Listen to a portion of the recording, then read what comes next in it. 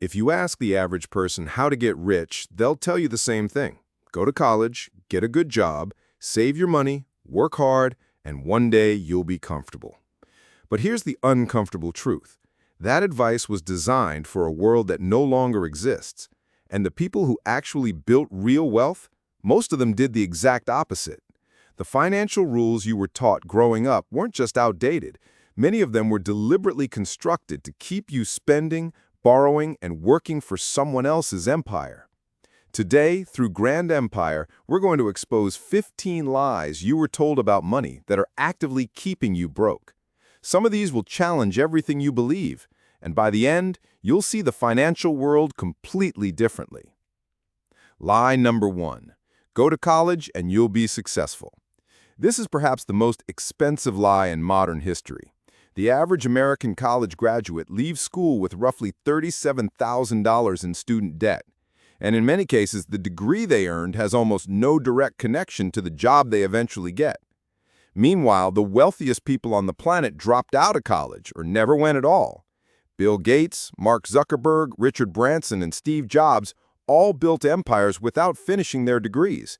Now, this doesn't mean education is worthless, far from it, but there's a critical difference between education and a degree. Education is learning how money actually works, how businesses are built, how markets move.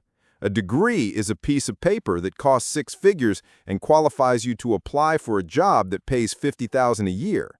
The lie isn't that learning is bad. The lie is that a specific institution has a monopoly on knowledge. In the age of the internet, that monopoly is dead. Lie number 2. You need money to make money. This is the lie that keeps more people trapped than perhaps any other. It sounds logical on the surface. You need capital to start a business, right? But consider this.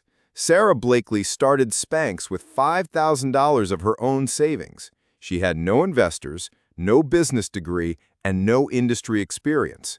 Today, she's a billionaire. Koum grew up on food stamps. He created WhatsApp, which sold to Facebook for $19 billion. The most valuable asset in the modern economy isn't cash. It's an idea paired with execution. Every wealthy person will tell you the same thing. Money follows value. Create something people want, and the money will find you. Lie number 3. Your home is your greatest investment.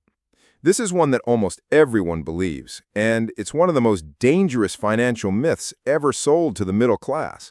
Robert Kiyosaki put it bluntly, your house is not an asset, it's a liability. An asset puts money into your pocket, a liability takes money out.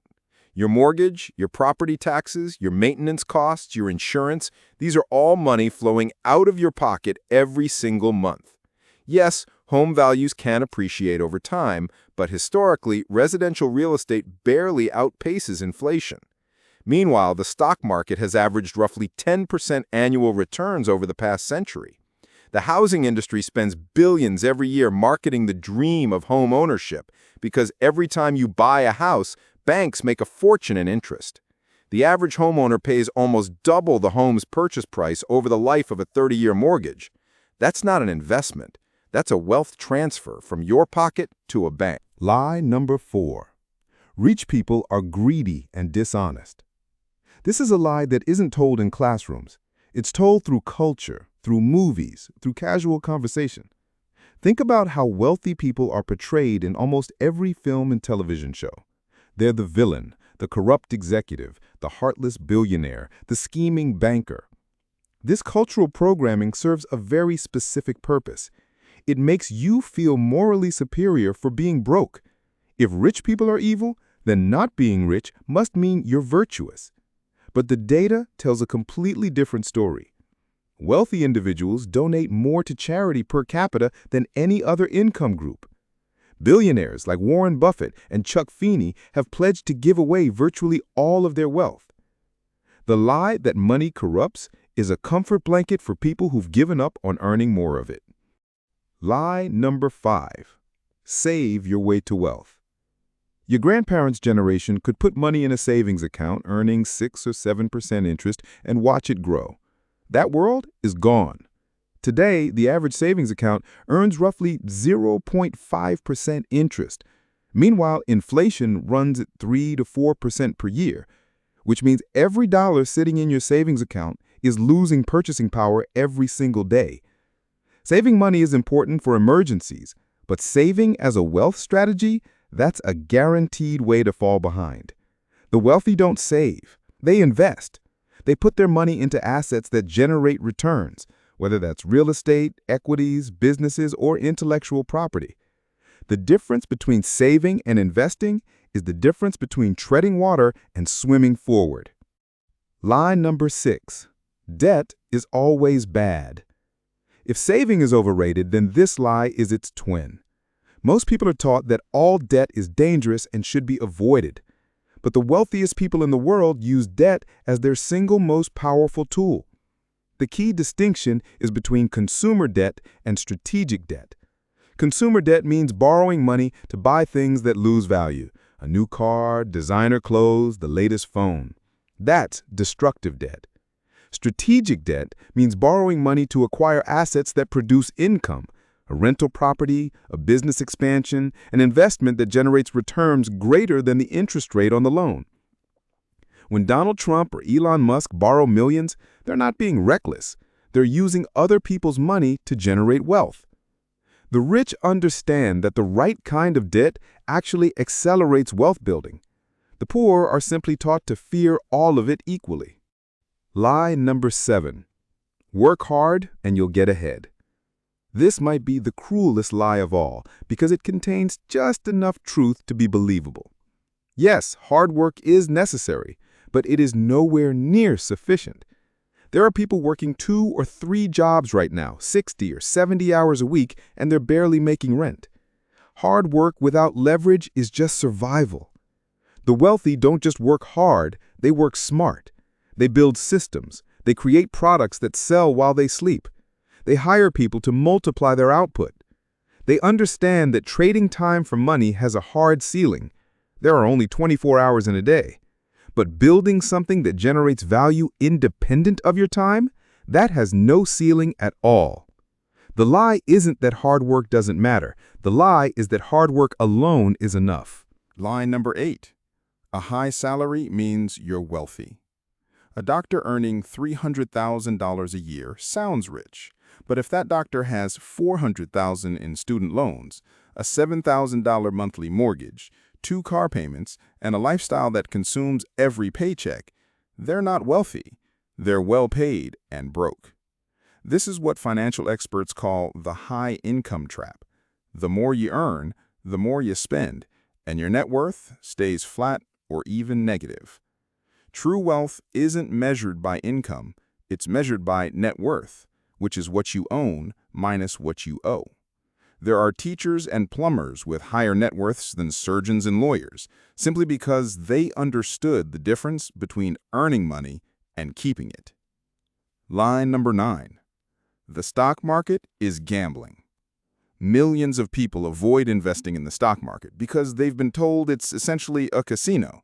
And yes, if you're day trading penny stocks based on social media tips, it is gambling. But systematic, long-term investing in diversified index funds is one of the most reliable wealth-building strategies in human history. If you had invested just $100 per month into the S&P 500 starting 30 years ago, you'd have over $200,000 today, from a total investment of only $36,000. That's not gambling, that's math. The lie keeps people's money in savings accounts, earning nearly nothing, while Wall Street professionals invest that same money and generate enormous returns. Lie number 11. You need to know the right people. Networking advice is everywhere, and it often makes success sound like a private club you need an invitation to join. But in the age of the internet, this has never been less true. A teenager in a small town can build a $1 million business on Shopify. A creator with a phone can build an audience of millions on YouTube. A developer in a developing country can sell software to Fortune 500 companies. The old gatekeepers, the publishers, the studio executives, the venture capitalists, they still exist, but they're no longer the only path. Today, the gate is open. You just have to walk through it. Lie number 12. You should follow your passion. This is advice that sounds wonderful and causes enormous financial damage. Passion is important, absolutely, but passion without a market is just an expensive hobby. The sweet spot isn't following your passion blindly. It's finding the intersection between what you're good at, what you enjoy, and what people will actually pay for. Mark Cuban said it best: follow your effort, not your passion. The things you're willing to work hardest at, the skills where you naturally put in extra hours without being asked, that's where your real competitive advantage lies. Lie number 13. The economy is a zero-sum game. This is the belief that for someone to get rich, someone else has to get poor, that wealth is a fixed pie, and every slice one person takes means less for everyone else. This is fundamentally wrong. When Steve Jobs created the iPhone, he didn't steal wealth from anyone. He created entirely new value, new industries, new jobs, new capabilities that didn't exist before. The global economy has grown from roughly $4 trillion in 1950 to over $100 trillion today. That's not redistribution, that's creation. The pie isn't fixed, it's constantly expanding. And the people who expand it the most tend to capture the most wealth in return. Lie number 14. You should spend less to get rich.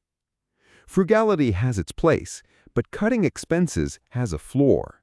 You can only cut your spending to zero, but there's no ceiling on how much you can earn. The wealthy focus obsessively on increasing income rather than decreasing expenses. They invest in skills, in businesses, in assets that generate new revenue streams. They're not clipping coupons, they're building empires. A $10 daily coffee habit costs about $3,600 a year. That's real money. But earning an extra $50,000 a year through a side business or investment dwarfs any amount of penny pinching. The lie isn't that spending matters.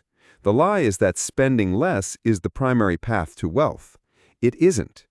Earning more is. Lie number 15. It's too late to start. This is the lie that kills more dreams than all the others combined.